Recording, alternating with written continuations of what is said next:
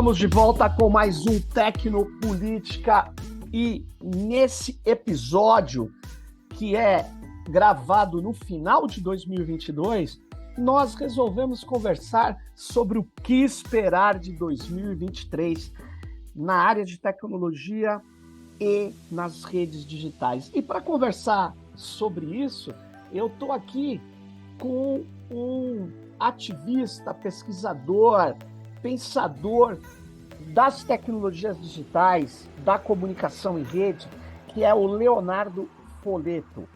Bom, obrigado, Leonardo, por você estar aqui com a gente. O Leonardo é mestre em jornalismo pela Universidade Federal de Santa Catarina, é doutor em comunicação pela Universidade Federal do Rio Grande do Sul. Foi um dos criadores aí do Baixa Cultura, que é muito legal, discute a cultura digital há muito tempo, né? E ainda é editor, né, do Baixa Cultura. Ele publicou em 2021 o livro A Cultura Livre, uma história da resistência anti-propriedade. Bom, esse livro teve até o prefácio do Gilberto Gil, que foi o ministro hacker que a gente já teve aí no país, um cara que apostou muito na cultura digital, enfim. E atualmente o Léo ele está aqui como pesquisador, né, da FGV, do SMI, e é isso, né? Então, obrigado aí mais uma vez, Léo, por você estar aqui com a gente do Tecnopolítica. E vamos começar aí. 2023 é um ano de grandes expectativas e de muitas dificuldades, né? O que você está pensando na nossa área aí para começar a nossa conversa sobre 2023? Oi, Sérgio. Obrigado aí pelo convite. Eu acompanho já o podcast já faz muito tempo. É Legal. muito legal estar aqui contigo, assim, falando um pouco sobre isso. E, bueno, acho que tem muita coisa que a gente pode falar, né, sobre 2023. Assim, eu vou pontuar algumas que me parecem que vão acontecer fatalmente, assim, Sim. pro ano que vem. E eu acho que um primeiro ponto é um ponto que a gente já está falando bastante nesse ano, em 2022, mas que certamente vai ser mais falado em 2023, que é a questão das regulação das plataformas, né? Que Hum. eu acredito que a gente está uma espécie de um zeitgeist, um espírito do tempo, hoje, nesse momento, para falar sobre isso, né? Algo que alguns anos atrás era impensável, mas hoje há uma certa coalizão global na defesa ou na tentativa de regulação das plataformas.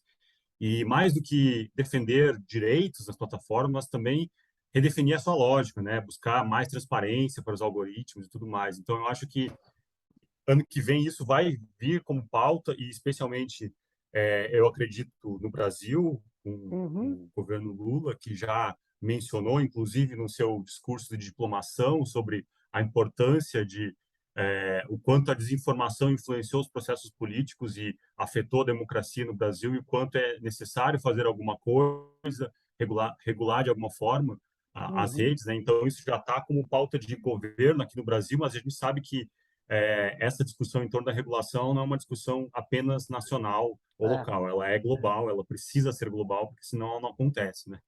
Agora, Léo, Então, antes de você continuar, muita gente precisa saber exatamente, né, que existiu uma tentativa de regular a plataforma com um projeto de lei que era muito ruim no Senado, ele foi bastante alterado na Câmara e o atual governo fez uma pressão junto com as Big Techs para evitar que esse projeto fosse, na verdade, discutido e aprovado, né?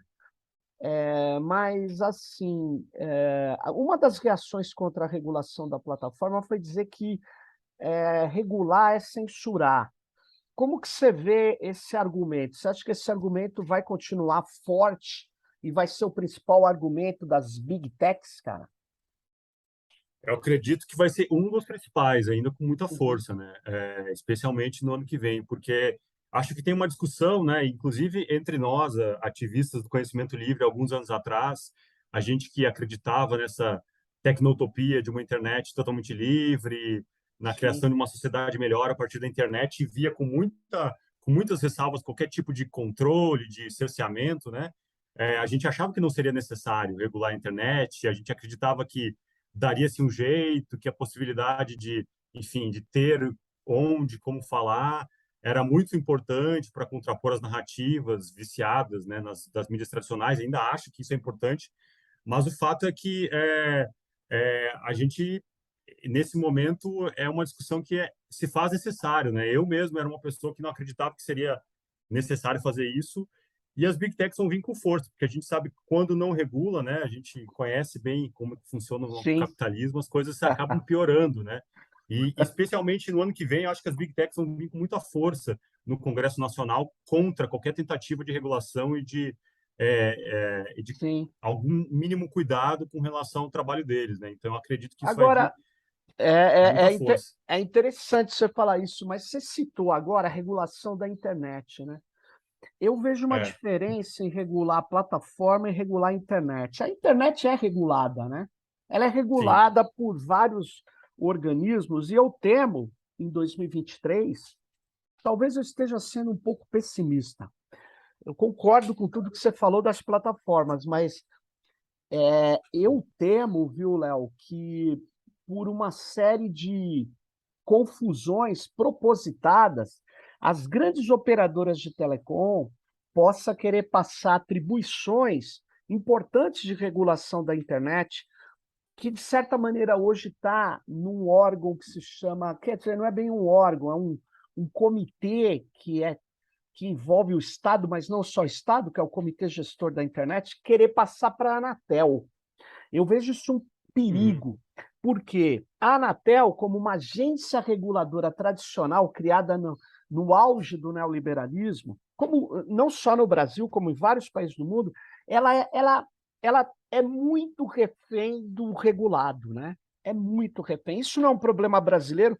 Quando você discute isso com algumas pessoas da Anatel, algumas pessoas que têm mais um conhecimento, sei lá, não sei, ou é menos ligado ao regulado, eles discutem, falam de fato, mas outros ficam irritadíssimos com essa ideia, como se fosse um problema gravíssimo, e na verdade é uma tônica, né? É uma dinâmica desse processo, principalmente onde você tem um oligopólio, né?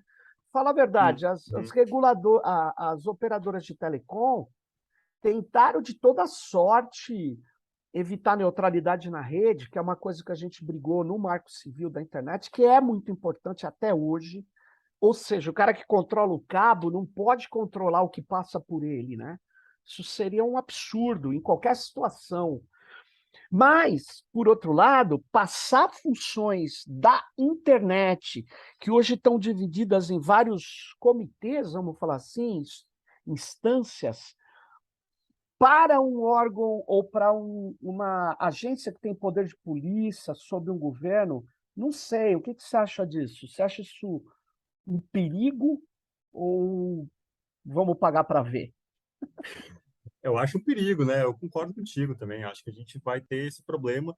E aí a gente vai ficar refém do regulado, que nesse caso é algo muito poderoso, né? Isso que a gente Poderosíssimo. sabe, né? Então a gente está falando aqui das empresas mais poderosas hoje no planeta, né? A gente é algo que é muito difícil, de fato, não ceder a esse poder, né? Por isso que é complicado e por isso que eu acho que a discussão da regulação é uma discussão que ela é transversal, ela vai para vários lugares e das redes, né? Não da Sim, internet em si, porque como tu disse, a internet já é regulada, já tem vários mecanismos de sim, governança e de sim. regulação.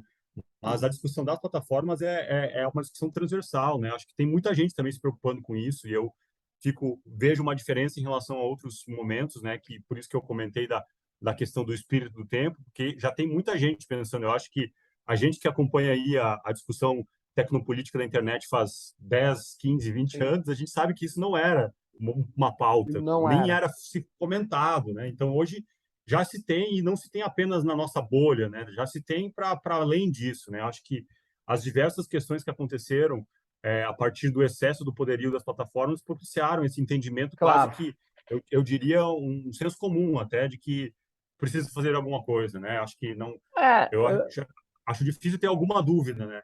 Então, o não, de fato é que vai ser muito difícil. não, regular as plataformas, que eu separo da regulação da internet, né, conforme, mas eu acho que é uma questão indispensável pelo poder que elas adquiriram, né, cara? Como você bem falou. E outra, ó, assim, o Brasil tem um déficit em regulação no caso da comunicação, porque não regulou a grande mídia tradicional, né? Rádio, TV. Mas, por exemplo, na televisão, Léo, quando o William Bonner fala, eu vejo ele falar, eu ouço, quando ele se omite e tal. Nas plataformas, a gestão invisível dos algoritmos é extremamente complicada, né? Por isso que a Uhum. gente viu que eles podem interferir na formação da opinião pública, interferir na condução do medo, né, do ódio. Então, eu acho que tem lógica. É que a gente, na verdade, as plataformas surgiram em 2004, né? Elas começaram a crescer, estava correto. Antes das plataformas, Léo, era o mundo da blogosfera, era muito difícil ter uma, um poderio desses, né? É que eles Eu conseguem. acho que desculpa te interromper aí, Não, Sérgio. Eu acho que imagina, vai. a grande questão aí, eu acho, já que a gente retomou um pouco da história, né? Eu acho que começa ali por 2012, se eu não me engano, quando o Facebook cria esse modelo da timeline, né? Porque até Ah, então a é. gente era acostumado a ver a ordem cronológica das postagens, né? Blog, né? Blogosfera, a ordem É isso. cronológica era muito menos processos, muito menos dados postados, né? Era o padrão das diversas outras redes. Aí com a timeline a gente começou a ter outros sistemas colocados, né? Localização, interesses, interação, publicidade, começaram a ser embutidos no algoritmo que mostrava a informação. E isso passou do Facebook e depois se espalhou pelas outras redes, né? Enfim, hoje em dia isso é o padrão, né?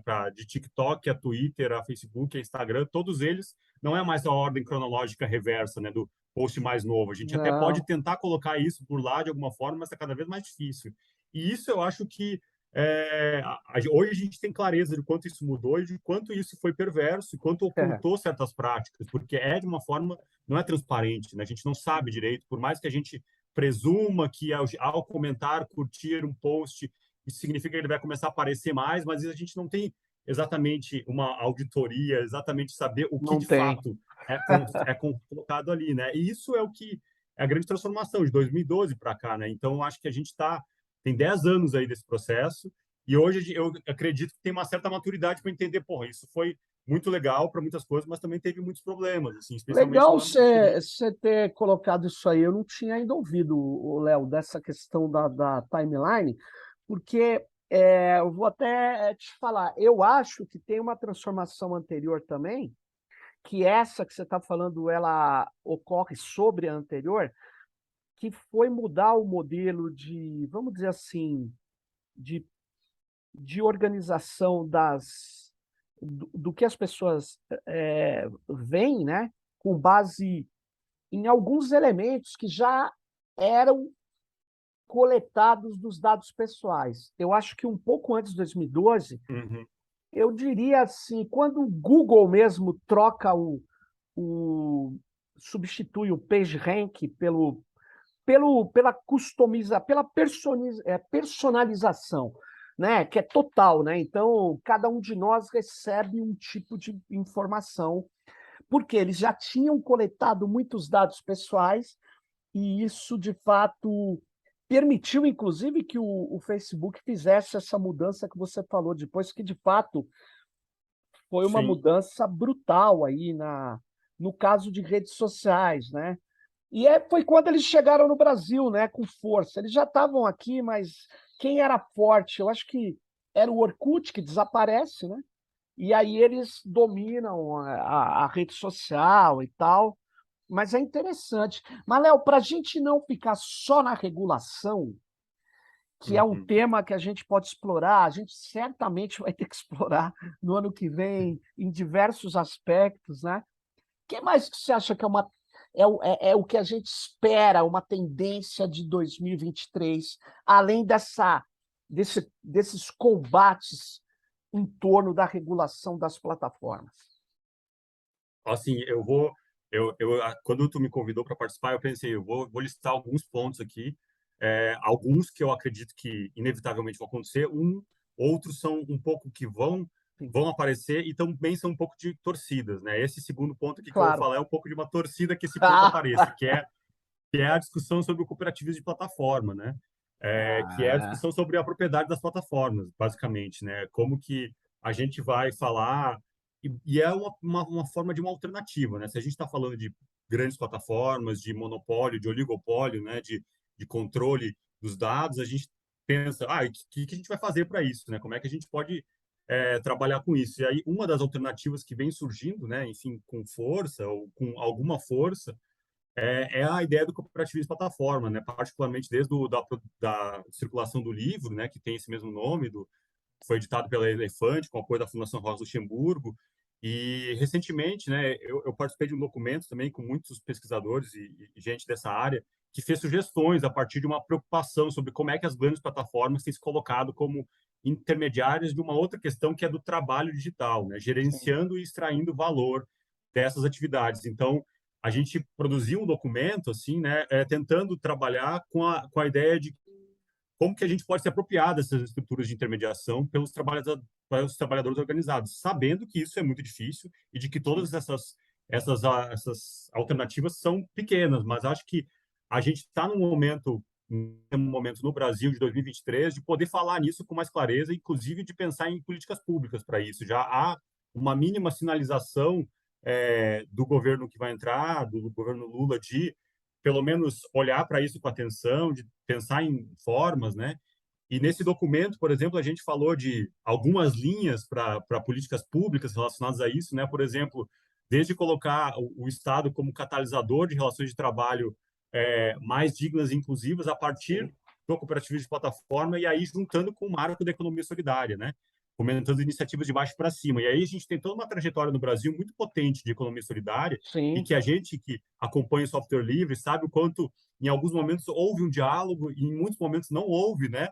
Mas sempre há uma tentativa de aproximar isso, de ver É, que a forma de trabalho de baixo para cima, de uma produção de um software que seja mais orgânico, de propriedade dos próprios trabalhadores, é algo que tem uma relação com a economia solidária e pensar em formas de fomentar isso é bastante importante, assim, desenvolvimento de uma política nacional para isso, né? Fomenta projetos locais, e aí também trabalhar com uma discussão, né, que é a nossa discussão da gente que trabalha com conhecimento livre, tecnologias livres, que é justamente o desenvolvimento de plataformas baseadas em tecnologias livres, né, de modo a favorecer a auto-organização dos trabalhadores e trabalhadoras, né? Acho que esse é um sim. ponto que ainda que acho que vai surgir com força no Brasil a partir é, de agora, ao menos se tem uma abertura política para dialogar sobre isso, e já tem algumas iniciativas, né, aí por Sim. aí de tentativa, ainda uma iniciativas muito ligadas ao modelo, digamos, mais extrativista,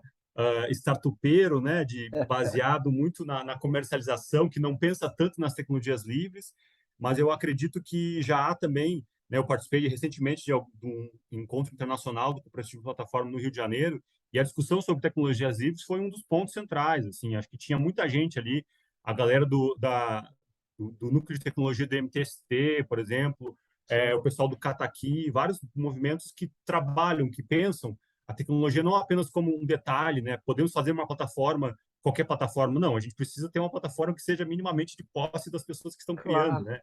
Então, existe um conhecimento nisso que eu acho curioso de retomar, né? Toda a discussão que a gente tinha anos atrás Sim. sobre software livre, sobre tecnologias livres, de como a gente pode inserir nisso, e pensando que hoje em dia, né, os trabalhadores digitais, os trabalhadores de plataformas são um enorme contingente no Brasil, né? Acho que as Gigantesco. plataformas são a fábrica, a nova fábrica hoje em dia. Na Existe verdade, muita gente trabalhando, né? é muita gente, é muita gente. O trabalho informal é maior que o trabalho formal no Brasil. E boa parte do trabalho informal hoje, que a gente chamava de informal, nós chamamos de trabalho precarizado, né? E que está em torno dessas plataformas, esses dispositivos estruturais digitais em geral, ou quase sempre.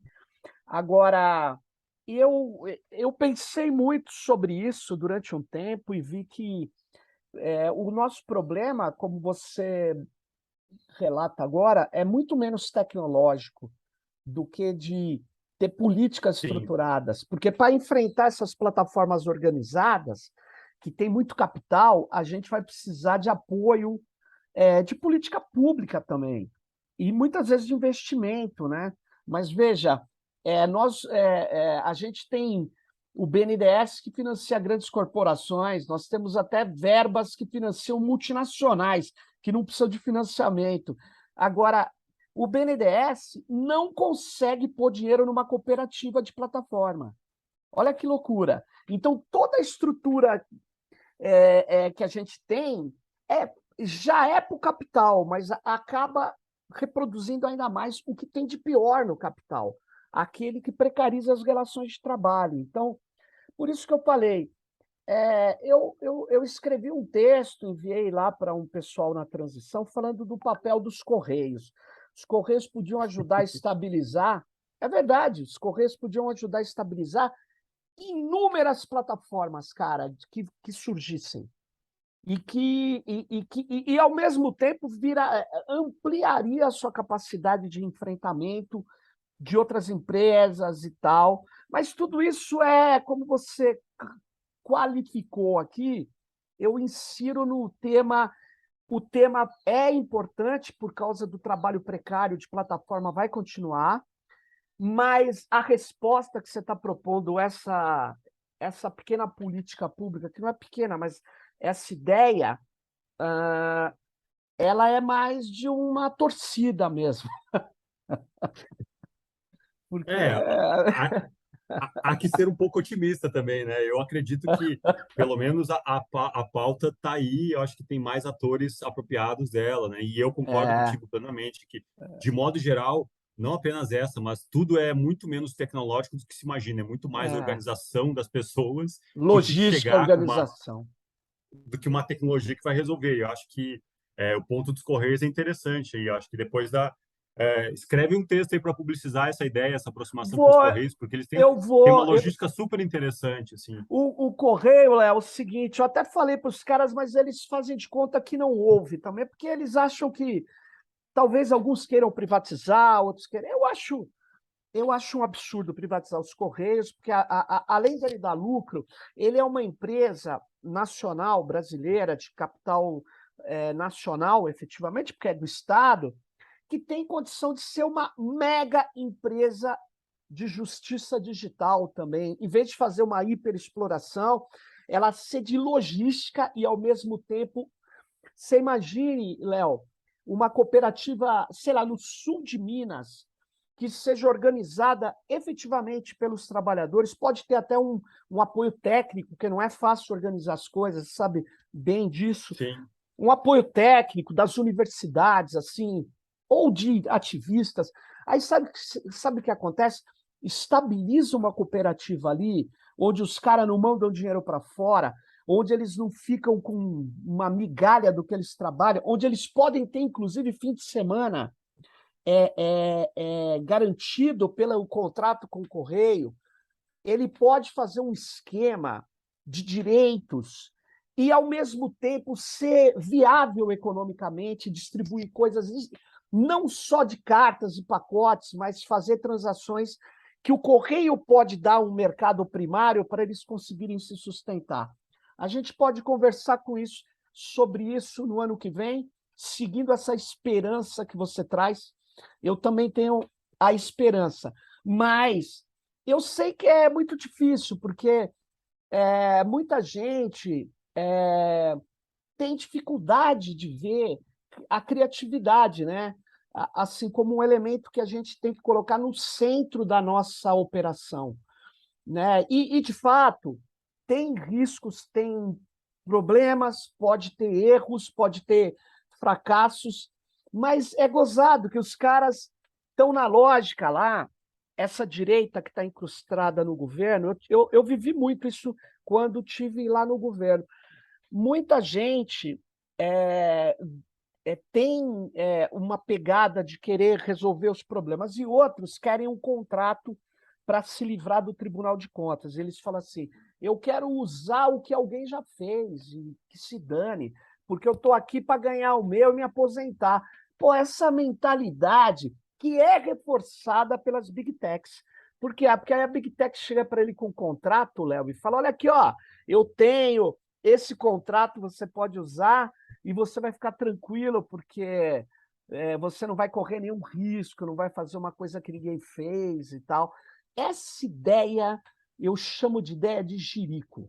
Puta, né? Isso segura o nosso país, segura aquilo que é a nossa possibilidade, mas sem dúvida nenhuma vamos ter essas esperanças e vamos ter. A gente tem muita possibilidade, tem muita força, né, criativa. Agora, Léo, qual seria, além dessa, uma outra questão? A gente está fazendo que nem, que nem consultoria de TI, né? Você vai colocando os itens assim para induzir o Estado e outros a seguir as lógicas. Mas, enfim, nós estamos denunciando isso aqui, a gente está fazendo análise ao mesmo tempo também proposição, né? Qual que seria a Sim. terceira ideia, Léo? Eu acho que aí é uma inevitável que a gente não pode deixar de falar, que é Sim, o crescimento cada vez maior da inteligência artificial, né? Isso aí é sim, uma pauta que vai vir tanto no âmbito de ativismo, quanto no âmbito de diversas provocação de questões diversas. Por exemplo, a velocidade com que esses sistemas generativos, né, estão se complexificando é assustadora, assim, e não sim. há sinais de que a gente está perto do limite, né?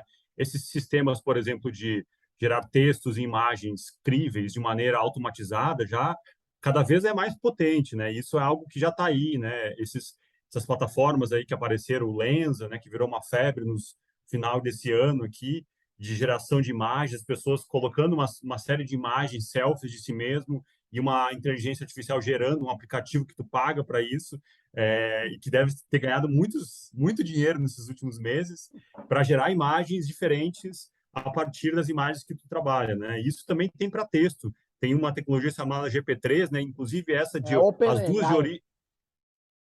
de origem aberta, né? De origem Sim, são tecnologias abertas, depois é que sim, foram apropriadas.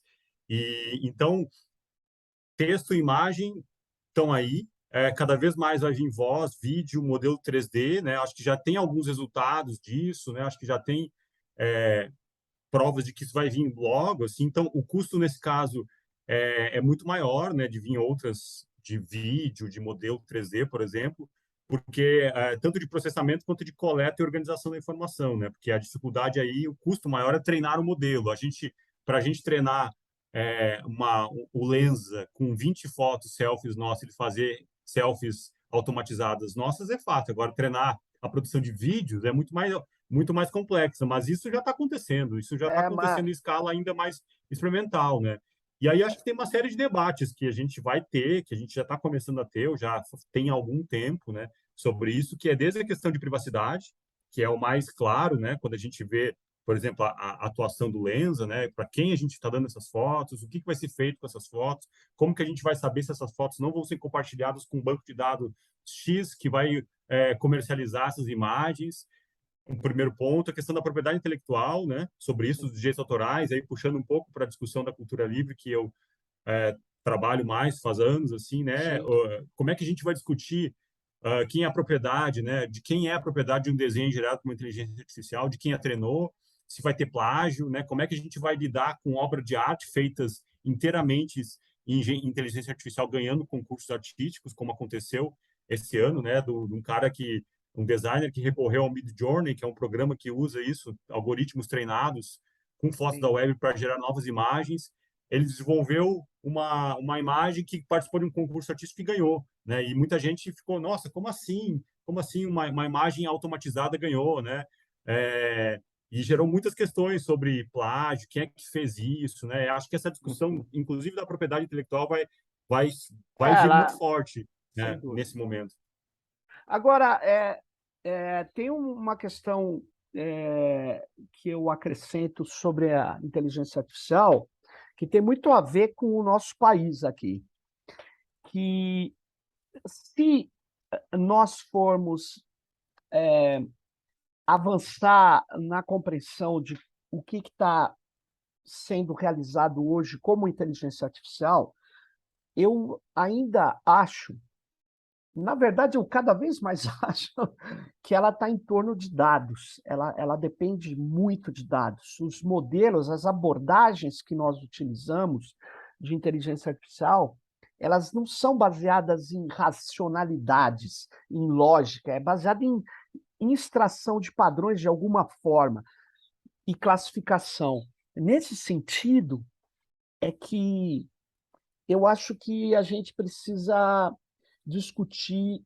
é, Tudo bem, a gente precisa aprender a usar uma forma da gente se manter ou manter conhecedor é a gente usar as coisas que estão sendo feitas.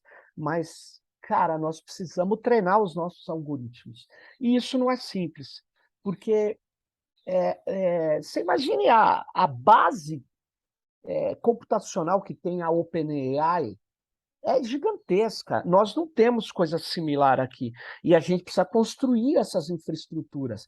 Uma coisa que, aproveitando o gancho, que é aí, sem dúvida, eu considero que a questão da inteligência artificial vai estar no centro de 2023, mas aí eu acrescento a minha esperança que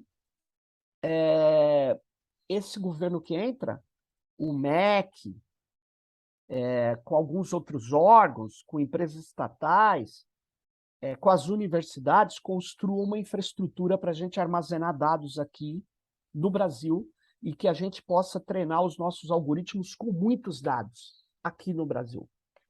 Mas isso é caro. Isso é caro. Isso data centers federados, não precisa ser um único, mas ele tem que ter um esquema de conexão de altíssima velocidade entre as várias estruturas, e muitas vezes uma estrutura maior é necessária, porque ela é mais barata, mas eu acho que as universidades, como mostram os nossos amigos e ativistas, pesquisadores da educação vigiada, está jogando dados riquíssimos para fora do país, fora da nossa legislação, que você colocou o problema da proteção de dados, da privacidade.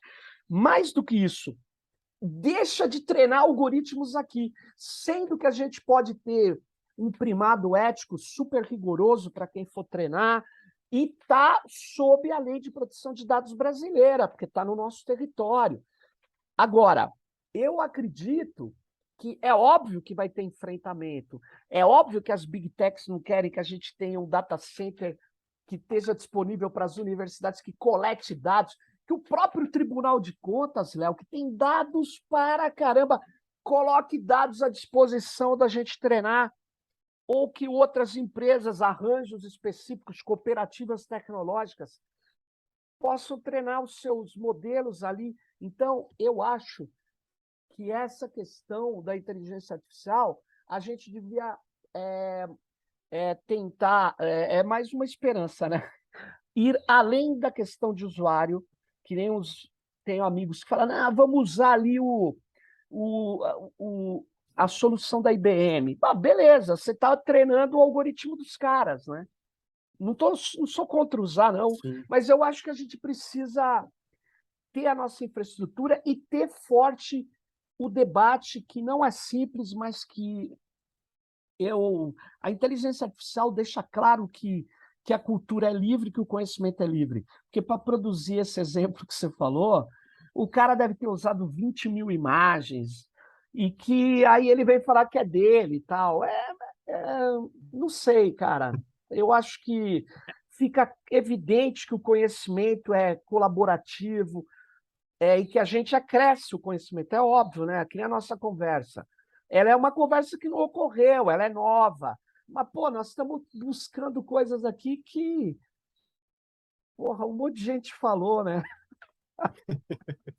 Não tem nada novo, né? Nada se cria do nada, né? A gente sempre cria a partir do já existente, né? E acho que isso faz parte do processo e que a gente tenha, nesse caso, eu concordo contigo, que a gente se crie e treine do já existente aqui no Brasil, né? Eu concordo. Eu acho que, por mais que seja algo que é uma torcida nossa, mas também é o momento da gente levantar possibilidades de esperança, porque a gente está com um governo que tem que fazer diferente do que foi feito, né?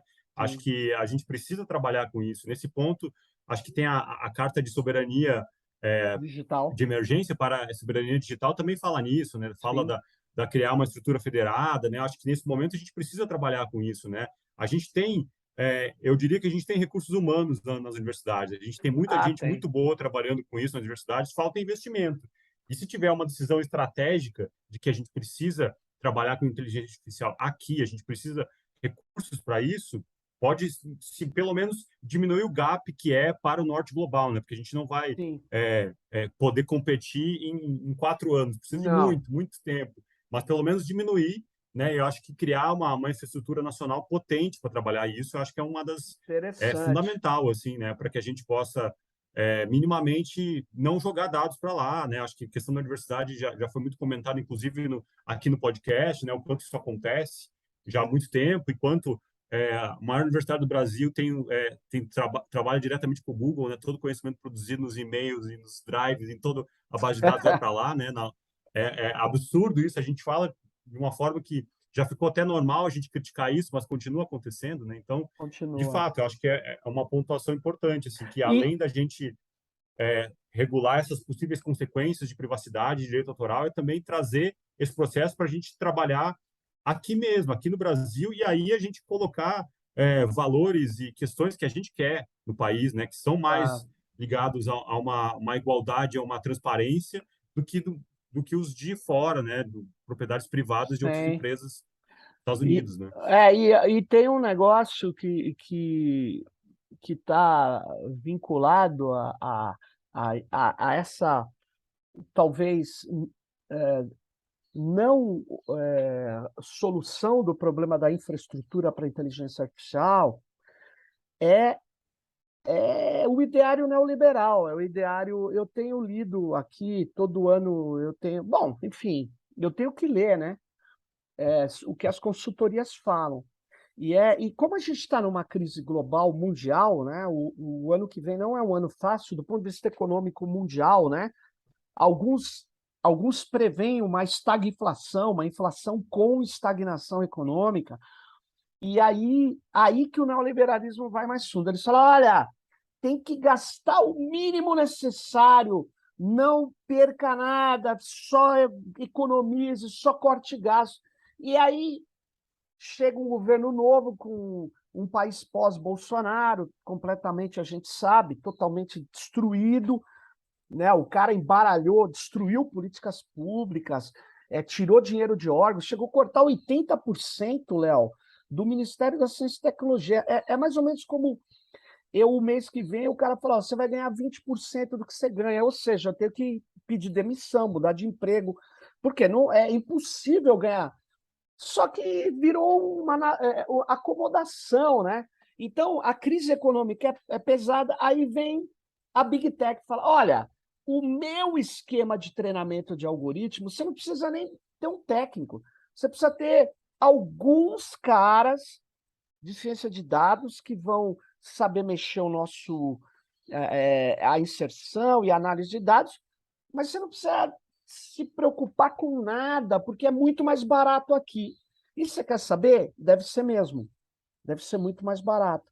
Só que aí é o preço, a maldição da, da dessa ideia de que vamos usar sempre a solução ou a saída econômica. Nunca a gente vai ver a importância do conhecimento, da cultura, da tecnodiversidade, né? A gente abandona e coloca Sim. toda a ênfase no econômico. Então, vamos ter que enfrentar o neoliberalismo como uma das principais inimigos, que já é, mas vai ser bem forte para fazer projetos de, vamos dizer assim, de democratização do conhecimento, da cultura ano que vem, sem dúvida nenhuma. Mas Outro, fala aí, outro Léo, ponto, outro. outro ponto, Sérgio, que tem a ver com o que você está falando aqui e Sim, que tem a ver com o sistema neoliberal comandado pelos Big Techs, que muita gente aponta como tendência também, porque eu, como pesquisador, professor de comunicação, também tenho que estar ligado nessas questões, inclusive para poder lutar contra os problemas que isso vai ter, né? Que é a questão enfim, tem a ver com isso da monetização dos dados pessoais, né? Tu já ouviu falar disso, né? De quanto já, opa, tem gente falando que diminuirá a desigualdade social, né? A questão da monetização dos dados, de que poderá ampliar a renda das pessoas, que porque se elas tiverem autonomia sobre as próprias informações financeiras, saúde e poder escolher para onde vender, isso vai poder diminuir a desigualdade social, né? Meu Eu acho que é uma Deus. questão que vai vir com força aí também, enfim, no Brasil, no mundo, e é uma questão que a propriedade dos dados ser de algumas pessoas ou só das próprias pessoas é uma discussão que nos próximos anos forte, assim, e que traz uma série de questões, né, muito problemáticas, né? Acho que se baseia numa ideia de autonomia do controle dos dados, mas usa isso para uma Boa. forma meio ruim, né? Meio vender esses dados, né? Que a pessoa possa se apropriar, porque no fundo a questão da gente saber quais os dados que a gente deixa nas plataformas, em todos os lugares que a gente usa a internet não é ruim. A gente sabe disso, a gente defende isso, a gente saber para onde é Claro. que estão indo os nossos dados, né? Meus dados e minhas regras, né? As Sim. campanhas que a gente trabalhava e fazia anos atrás. Agora, fazer isso para vender dessa forma, como está sendo colocado e está sendo trazida pelas big techs, pelo mercado neoliberal exacerbado, é uma questão problemática que eu até estou começando a pensar sobre isso, que é algo que eu vi recentemente, assim, e ainda fiquei, Já, já será? tem no Brasil, já chegaram na transição lá, já ofereceram o canto da sereia. É o seguinte, eu tive o prazer de participar de uma mesa lá no Congresso da Associação Brasileira de Saúde Coletiva, que foi em Salvador recentemente, a Brasco. E a mesa discutia o saúde digital. Léo, o que os caras querem fazer é o seguinte: você vai permitir que os dados, por exemplo, na saúde, não tenha níveis de acesso. Todo mundo possa acessar, esteja liberado, porque afinal é importante essa transparência. Eu falei, alto lá, alto lá. Eu quero lembrar o Julian Assange, transparência para os poderosos, privacidade total para o cidadão, que é quem não tem como se proteger diante de uma economia de saúde hoje que é bilionária, cara. Se você for ver, Léo, eu até abri a minha exposição lá mostrando, entre as 100 maiores empresas do Brasil por faturamento, você tinha 4 da área de saúde. Empresas de saúde faturando igual a uma empresa de veículos automotores, até mais. Então, veja, por que eles querem os dados, o livre fluxo de dados ali? Porque, na verdade, aí eles conseguem precificar melhor produtos, que são produtos que, principalmente na fronteira onde eles querem entrar, que o Brasil é um país que eles estimam que pode aumentar muito os convênios médicos. Só que não dá para ser desse valor que a gente paga, que é uma tragédia. A classe média, na hora que precisa, ela tem que abandonar, porque ela não consegue pagar quando as pessoas ficam mais velhas. Mas para ele chegar para a pessoa que trabalha para aplicativo, para o motoboy, etc., eles precisam ter produtos que tenham uma precisão, um cálculo atuarial, uma probabilidade muito, muito, muito definida.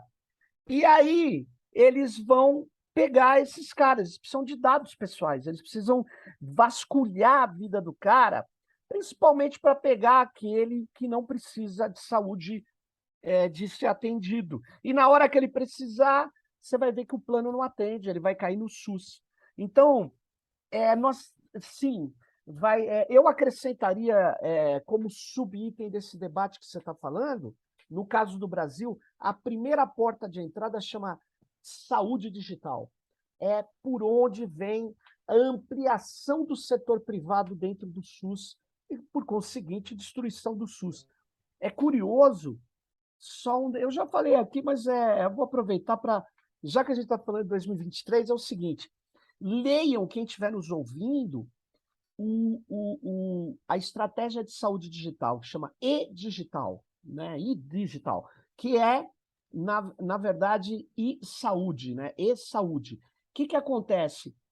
A base da saúde lá chama saúde baseada em valor, que é Na verdade, uma solução que substitui a epistemologia da medicina coletiva pelo marketing do Michael Porter, porque toda a ideia de saúde baseada a valor vem de soluções para a saúde privatizada dos Estados Unidos, que não tem nada a ver com o SUS, mas está lá na base, dizendo que é moderno, e quem lê e não saca o que é a base disso, fala, pô, mas não é legal uma saúde que economiza? Pô, cara, os caras Total. são. É marketing, né, cara? Marketing é perigoso.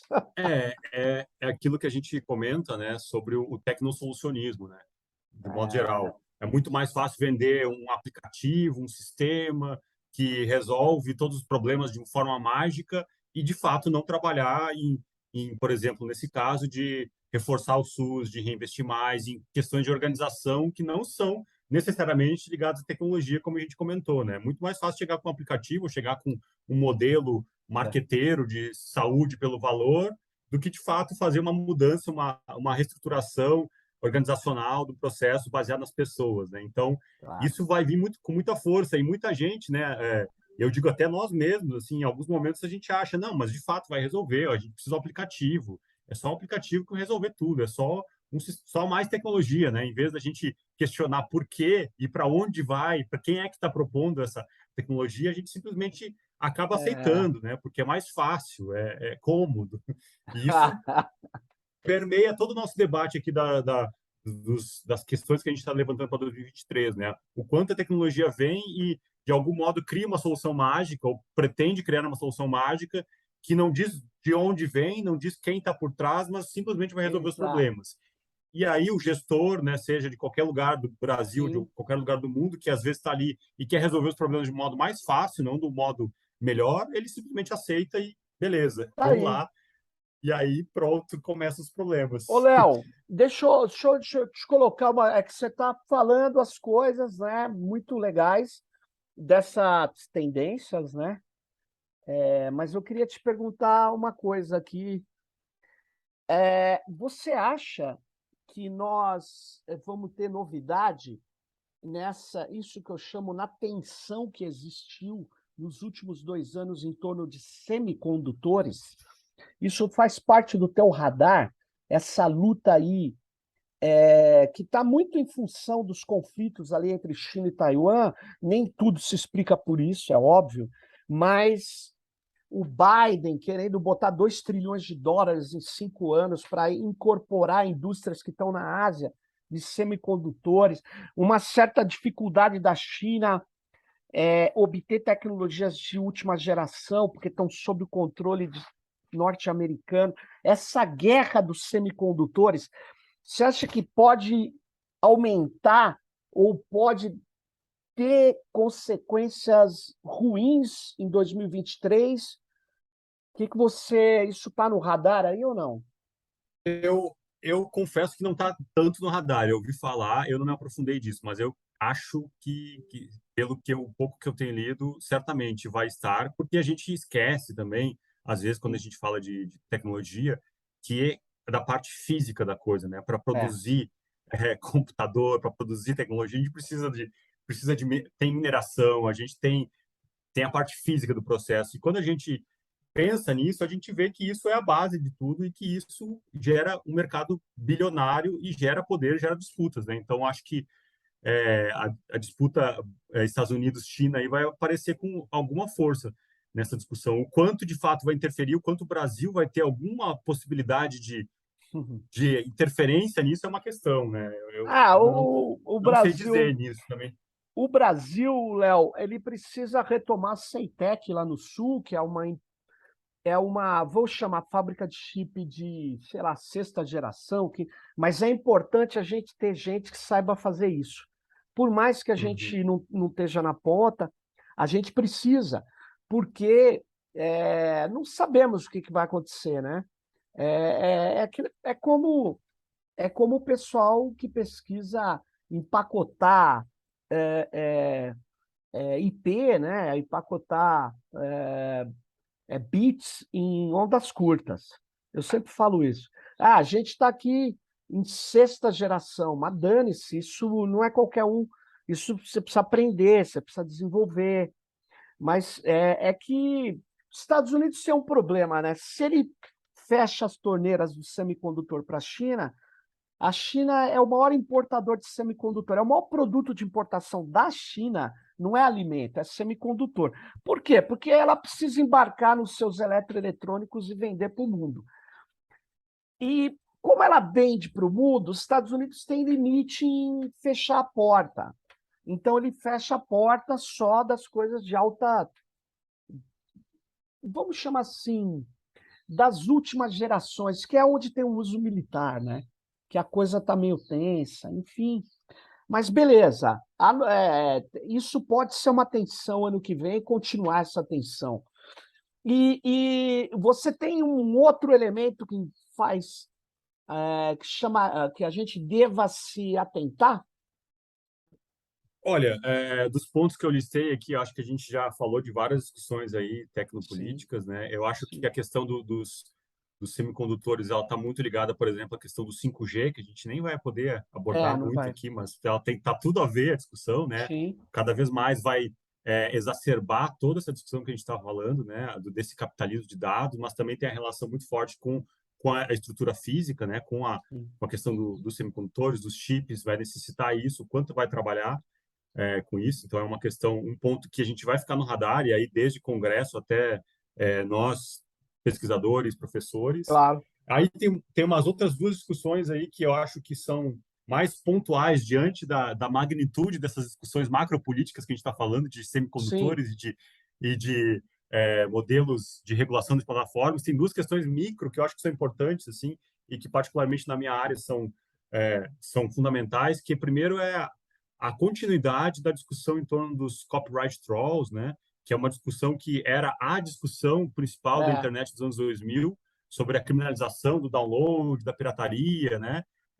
Isso, por mais que hoje seja uma discussão que não é a principal na internet, ela continua, né? Em 2021 e no ano passado, melhor, e nesse ano, 2022, a gente teve muita ação de copyright trolls, né? Que são aquelas pessoas, organizações, sim, escritórios de advocacia que realizam ameaças de processo contra para obter remuneração a partir de questões ligadas à proteção dos direitos autorais, né? Então elas fingem um real embasamento jurídico para reivindicar isso e mandam um e-mail com títulos ameaçadores, de tipo notificação extrajudicial pela infração a direitos autorais ou coisas do tipo, para tentar criminalizar a pessoa que baixou um filme na sua casa, né? Isso aconteceu bastante.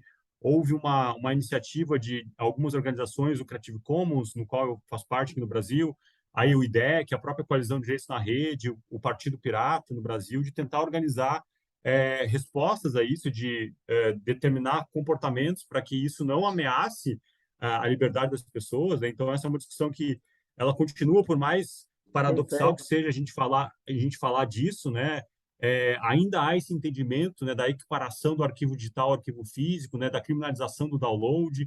Acho que a indústria cultural não parou e não vai continuar se a gente não mudar alguma coisa de legislação ou também um entendimento, né, sobre o que é um bem material, o que é um bem imaterial, o quanto dialoga ou não com isso, e também apontar para a questão de acesso no Brasil, né, o quanto a gente tem uma questão fundamental de acesso ao conhecimento e quanto a criminalização do Claro. acesso vai permear por parte da indústria cultural a nossa atuação e a gente tem que estar atento a isso, né, de alguma forma. Acho que é um ponto que eu coloco como mais um estar observando porque de fato tem Sim, acontecido, né? sim, sim. E o último ponto Uhum, aqui, acho que para a gente encerrar também, e aí sim, também é mais uma discussão que eu coloco uma grande interrogação, especialmente para nós que de alguma forma participamos das políticas de cultura digital nos últimos anos, né, dos últimos anos do governo Lula e governo Dilma, sim, de como que vai ser retomado e se vai ser retomado isso nesse momento, como a gente atualiza ou como vai ser feita uma política de cultura digital para 2022 e quais as diferenças em relação a 2010, 2008, né? Porque a gente teve uma completa destruição de qualquer sim. política de cultura digital no Brasil, a gente teve uma destruição, inclusive, das plataformas, né? O quanto se perdeu boa parte de conhecimento, de blogs, de tudo mais que se tinha dentro dessas plataformas foram apagadas e a gente quase não tem mais acesso, hoje eu não tenho mais acesso, de como que a gente vai conseguir retomar isso e criar uma política de manutenção e desses acervos, né, para a gente não se Claro. perder e tendo que estar sempre reinventando a roda, né?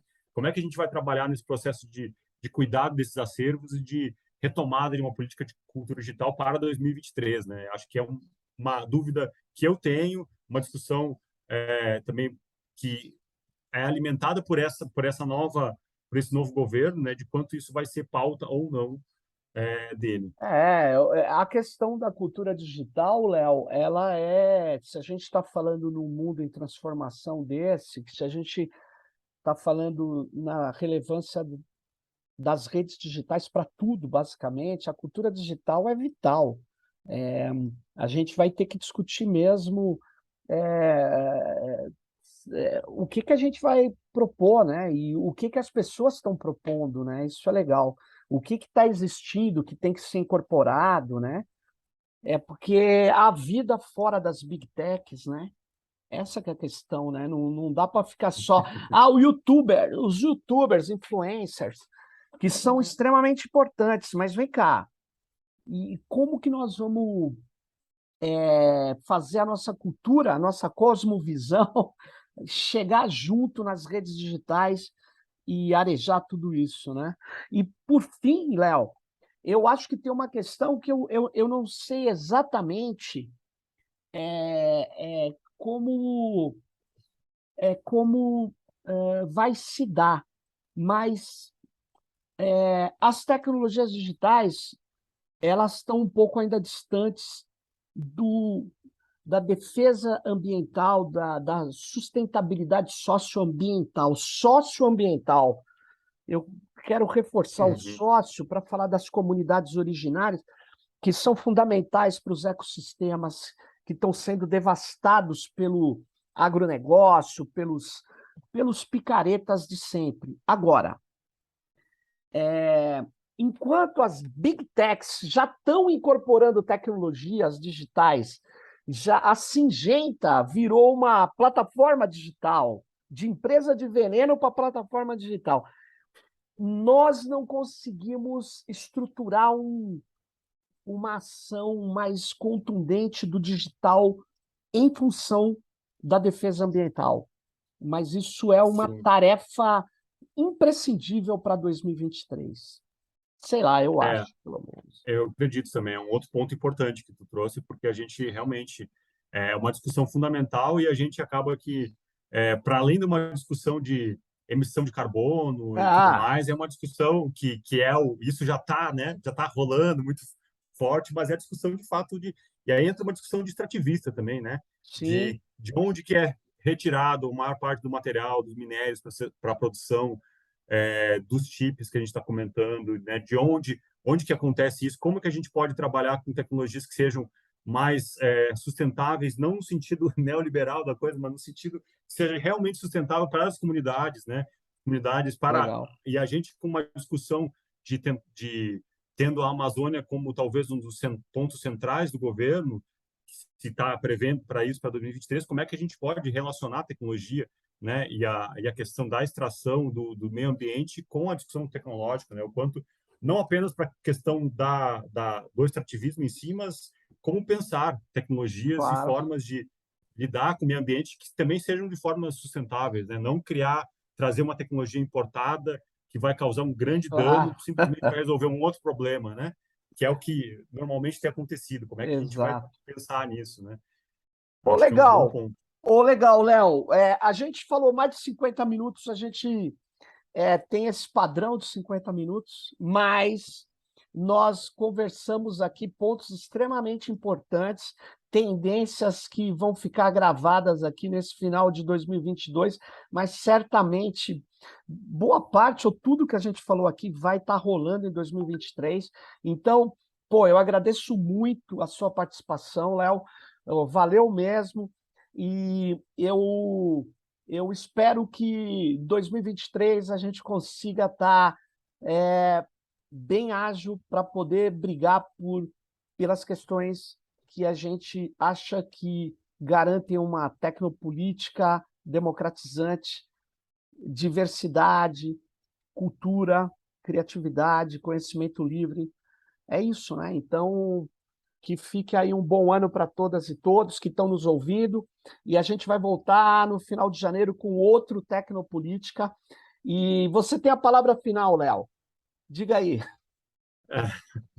Obrigado, Sérgio, pelo convite. É um prazer participar. Que a gente só jogar uns insights aí para o ano que vem, Sim, para a gente realmente ficar atento, né? Porque a gente vai precisar sempre da nossa atenção e disposição, mas também com uma questão que é: esse ano a gente vai estar, eu imagino, apesar de todos os problemas que a gente tem para resolver, de arrumar casa com esse governo que destruiu todas as políticas, inclusive as de tecnologia e cultura no Brasil, a gente vai pelo menos com um grau de esperança, né? Que vocês ouviram isso na aí. nossa conversa aqui em vários momentos. Talvez seja uma esperança. Eu acredito que certamente ela é menos ingênua que a de 2002, quando a gente o primeiro mandato Lula, 2003, né? Mas a gente também está com uma esperança de que a gente possa fazer alguma coisa de diferente e Isso para aí. tentar reconstruir esse país, enfim, e É soluções isso aí. mais diversas, né? Eu acho que eu fico feliz de poder contribuir com o debate. Então, bom ano novo aí para todo mundo e a gente se vê aí na luta em 2023. É isso aí. Fique ligado no próximo Tecnopolítica. Um bom ano para todo mundo e viva a democracia. Até mais, pessoal. Dá um ok aqui para gente. Siga o nosso canal. Isso ajuda a gente. Divulgue isso. Compartilhe e um abração. Até 2023. Valeu, pessoal.